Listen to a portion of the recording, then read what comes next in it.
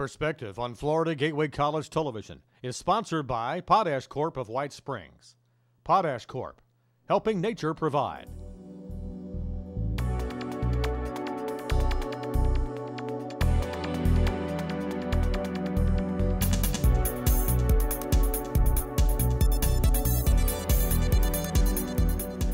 Hello everyone and welcome to Perspective. This is a public affairs presentation of Florida Gateway College. My name is Mike McKee and my guests on the program represent Another Way. We're going to talk all about Another Way with Quana Perry and Flora Lewis. They're both outreach advocates with Another Way. We'll talk about sexual assault and the definition of it, as well as what you can do to get help if you're in an abusive situation. We'll do that when we come back. Don't go away.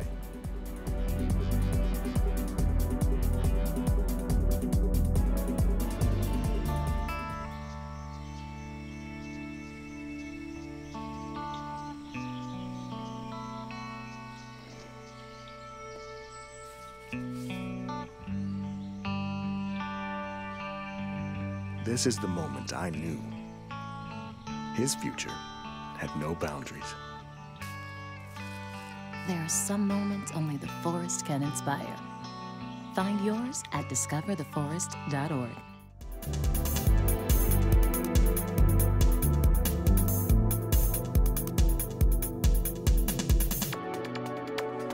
Welcome back to Perspective here on Florida Gateway College Television. My two guests on the program are Quana Perry and Flora Lewis. They are outreach advocates with Another Way.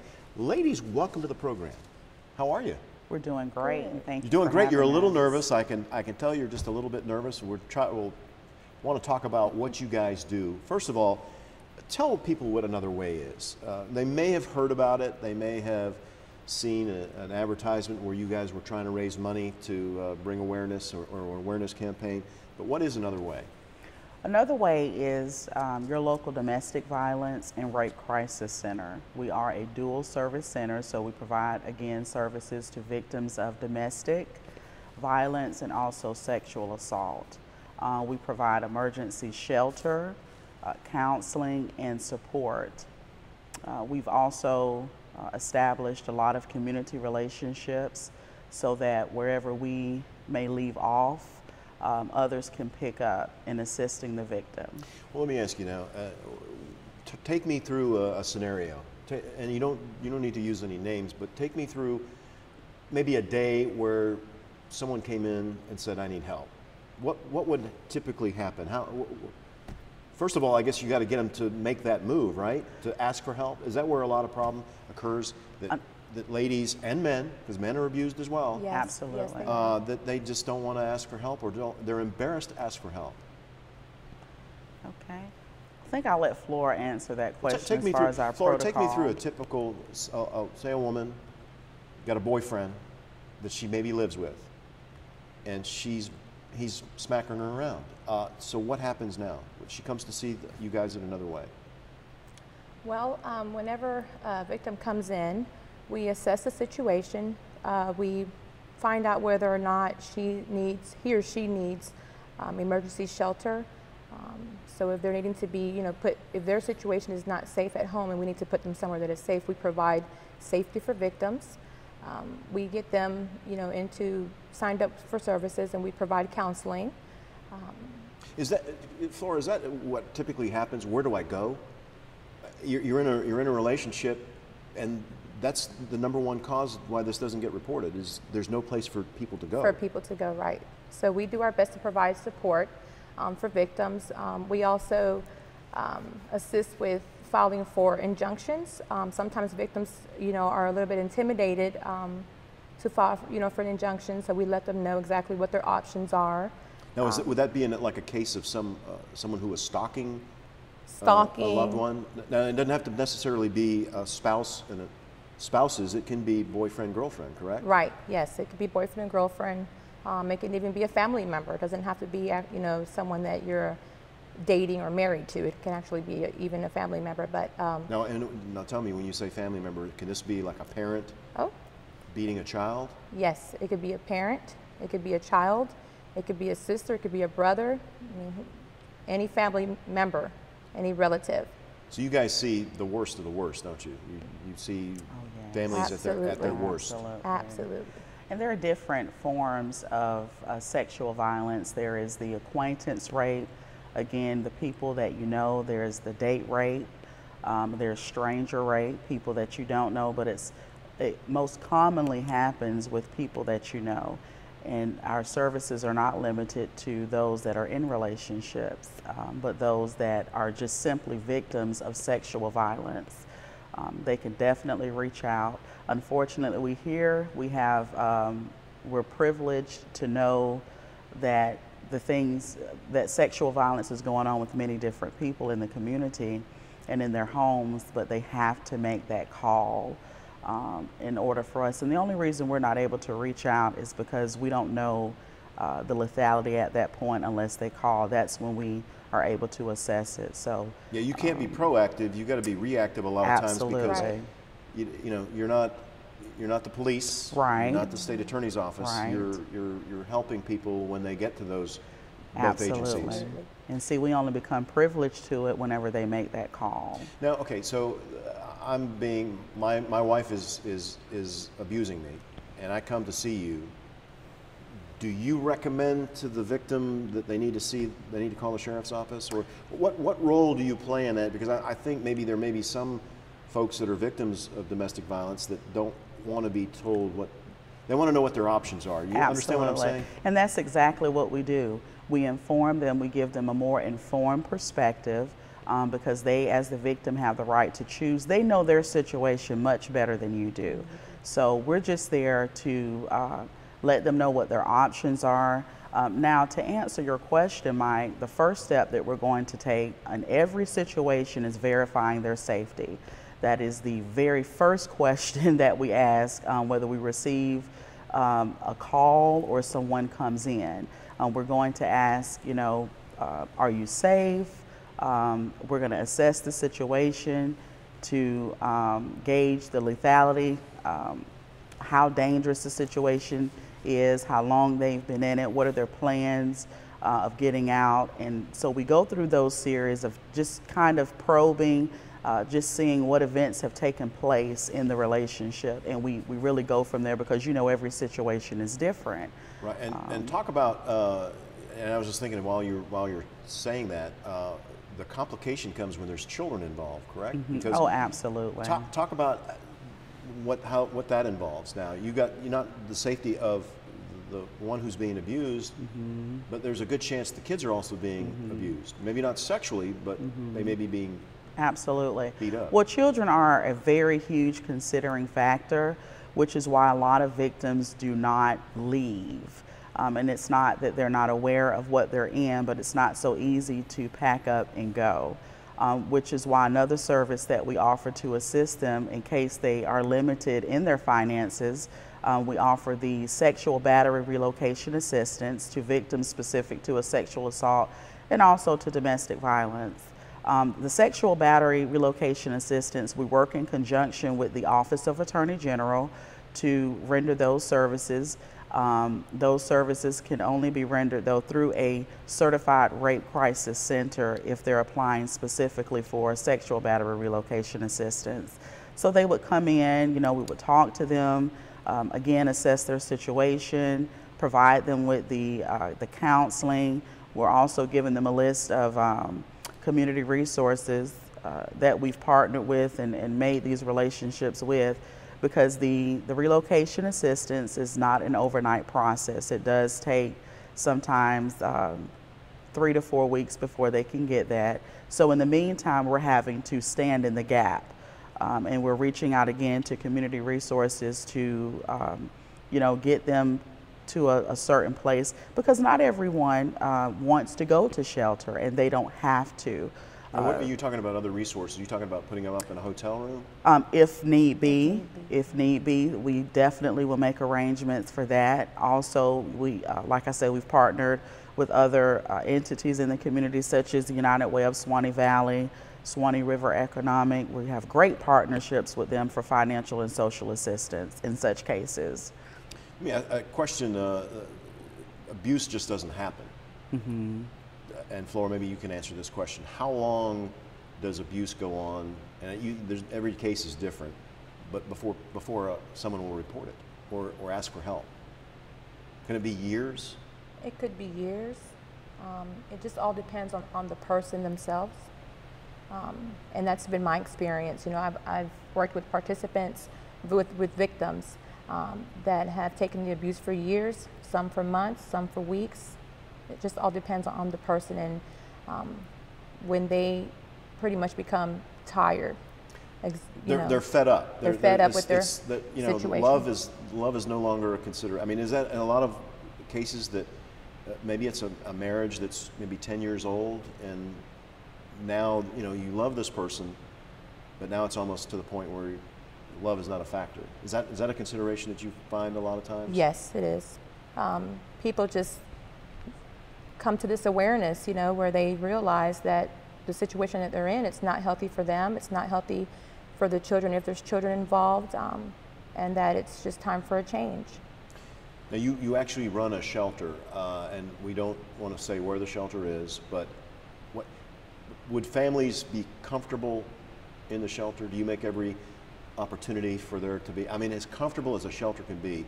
You really have, privacy is not something that's not an option. Not anymore. But talk about the comfort level that you try to provide for the victims who there's no other alternative but to stay in a shelter. Quana?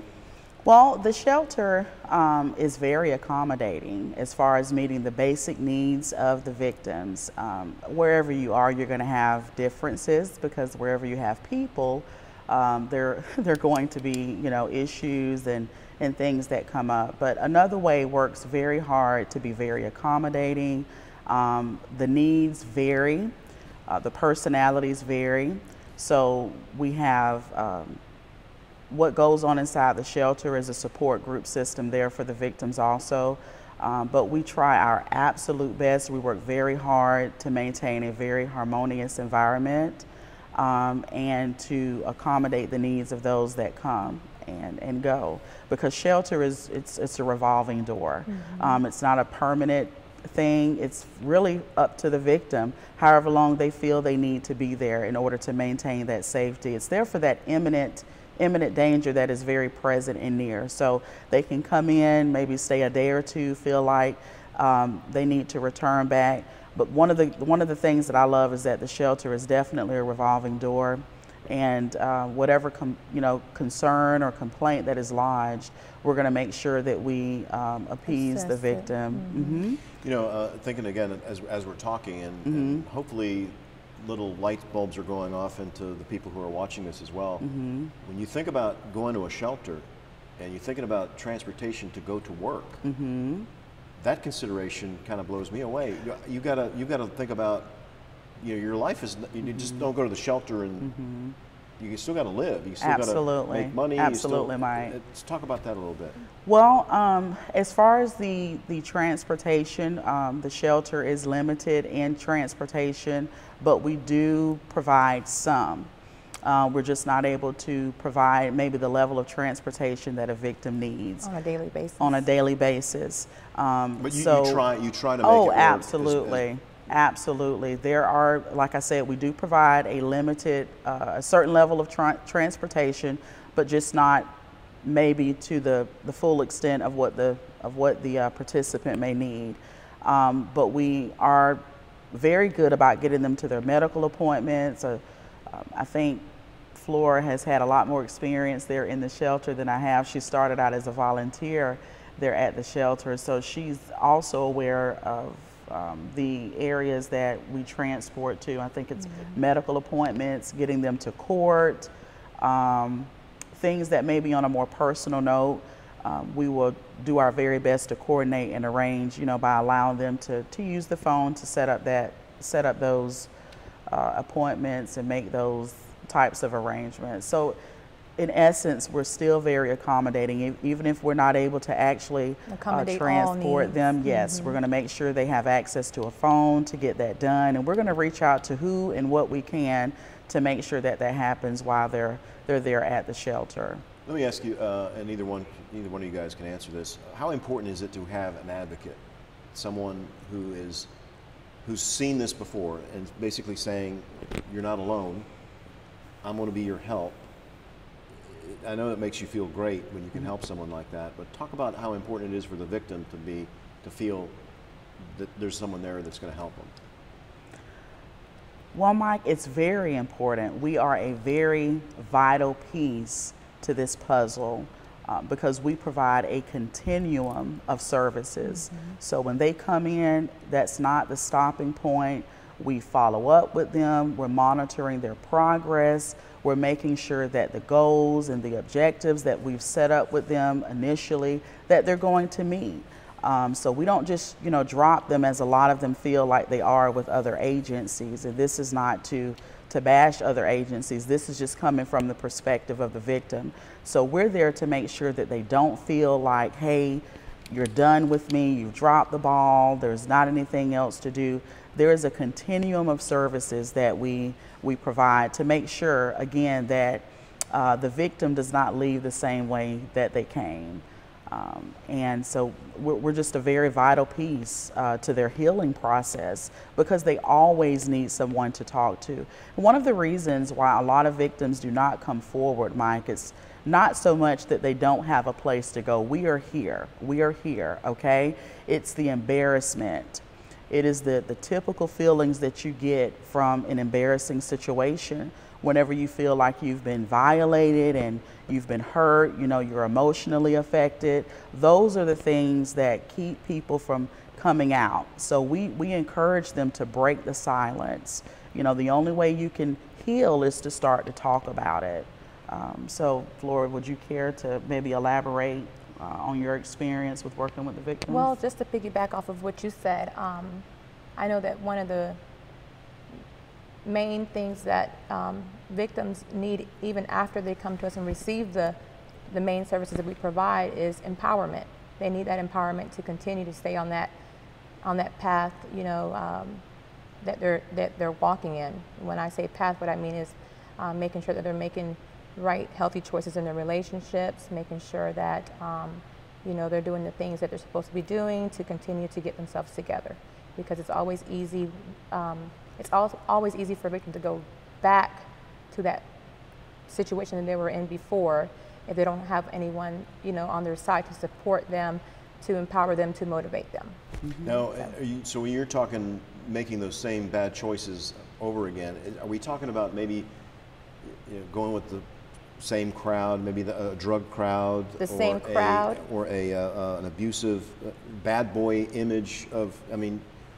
Is that kind of what you're talking about? Yes, a victim can be in a relationship with someone that's abusing them and they can leave that person, but if we don't teach them or help them or empower them to make better choices, they may not necessarily go back with that person that was abusing them, but they can go back with someone that has the same characteristics, the same characters, the same characteristic traits.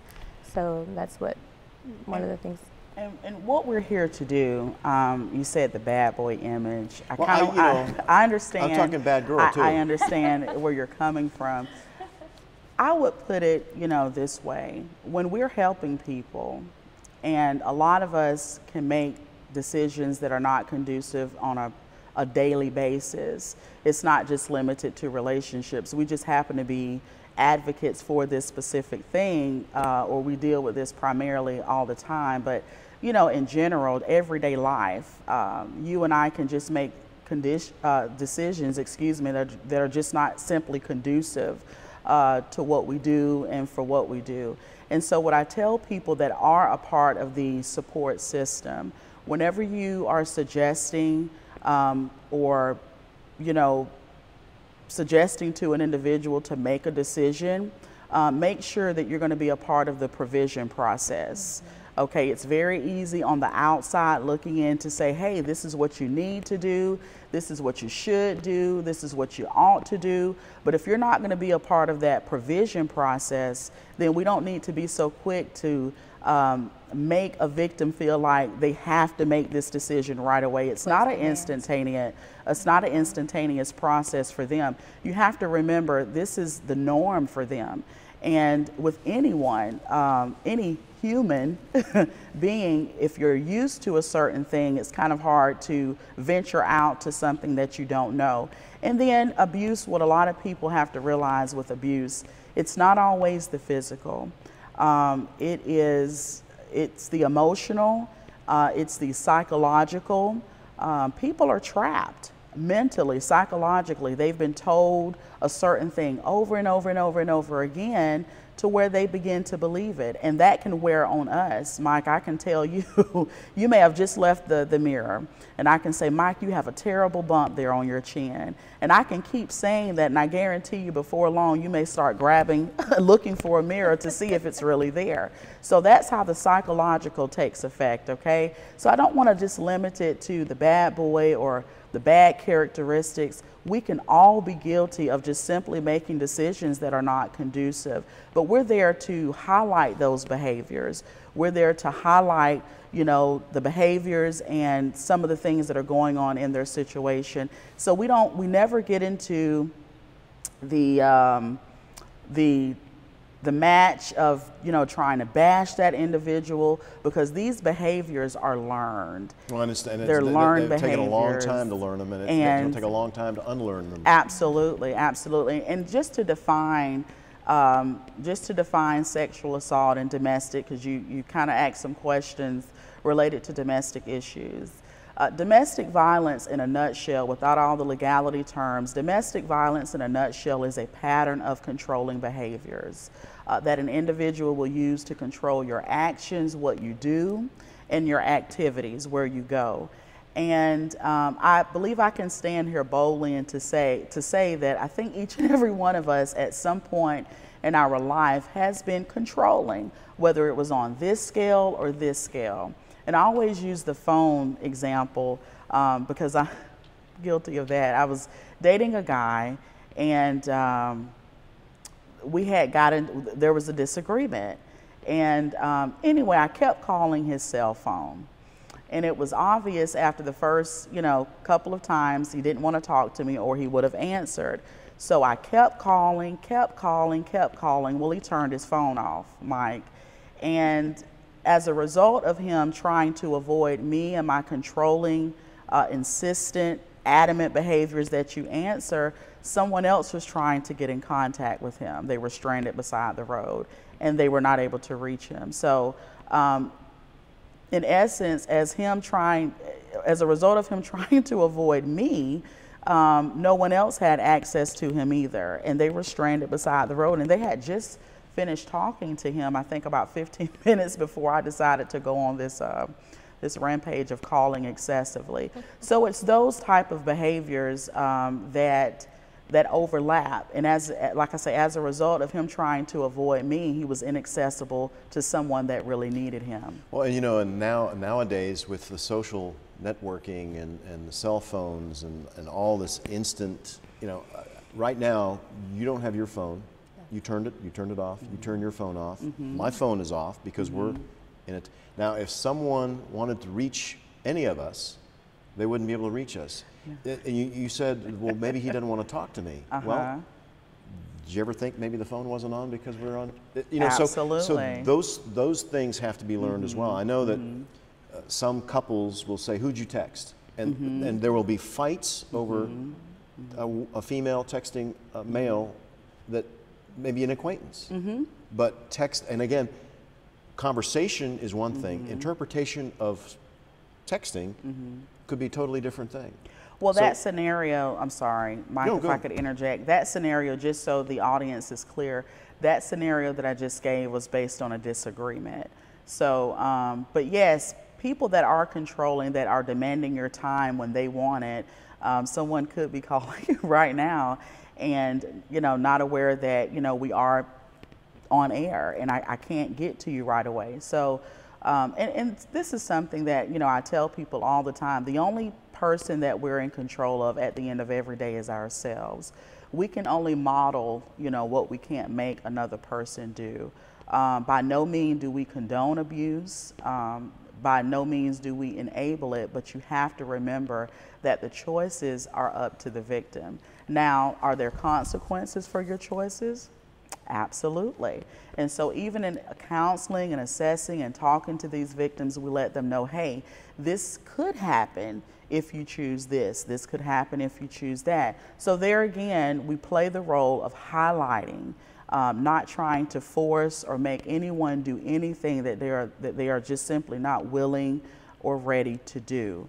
And you got to stay away from the terminology of what's best for you, because we're not really sure the level of competence that an individual may be on and how they may interpret that particular verbiage. But here again, we try to stick with, you know, if you're not willing or ready to do that, we understand. When you are, we're here. Okay, and it's just like us. I mean, we've all made the mistake of going down a path that mom and dad has told us 20 years before we got there. You don't want to do that. I know the outcome of that, okay, and it's not going to be good. But here again, we're free to choose, but we're not free from the consequences, and that is a message that we hone in on when talking to the victims. You are funded by you have volunteer funds that people, you do a lot of fundraising activities. How does one, because we're out of time. If you can believe we're already 30 minutes gone. How does, I think we've got a graphic here on how to get in touch with you if someone would like their 24-hour crisis hotline. It's an 866-875-7983. The Another Way number here in Lake City to contact any one of you guys in the office is 719-2700, or you can log on to Another Way Incorporated. You'll be glad to take their money if someone would like to make a contribution to help you keep the shelter going, help you keep the advocates going. You can do that. We do. We welcome the donations, and yes, you can give us a call. I am the outreach advocate for Columbia County. And I am the outreach advocate for Lafayette County. Okay, we do work together. Flora's here assisting me, so either or you can get in contact with. And you were asking me about how we're funded, but real quick, since we do have we're in a time capsule, I never did get to define the sexual assault. So let me just get this to the audience. The sexual assault is not the same as sexual battery, okay? Sexual assault is a much bigger umbrella. The sexual battery is more so the force, the physical part of sexual assault, but sexual assault can be unwanted compliments, it can be unwanted advances. The key word is unwanted and consent. If you do not consent to even if it's a compliment, then you can easily transition to a victim of sexual assault. So just remember that to the audience. If it's unwanted, you did not consent to it, then please give us a call, and that will definitely make you eligible for services, okay? Quana Perry and Flora Lewis are with Another Way, and they are outreach advocates. We appreciate you being on the program. Thank you, Mike, for having us. You never knew that these two ladies were nervous at all. Did a great job. Thank you so much for being with us, and thank you for watching Perspective here on Florida Gateway College Television. Until next time, I'm Mike McKee. So long. Thank you.